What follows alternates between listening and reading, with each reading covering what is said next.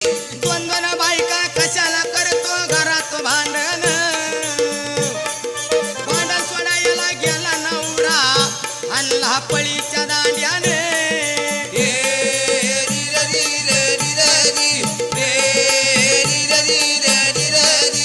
भांडण सोडायला गेला हल्लाई नवरा पळीच्या दांड्याने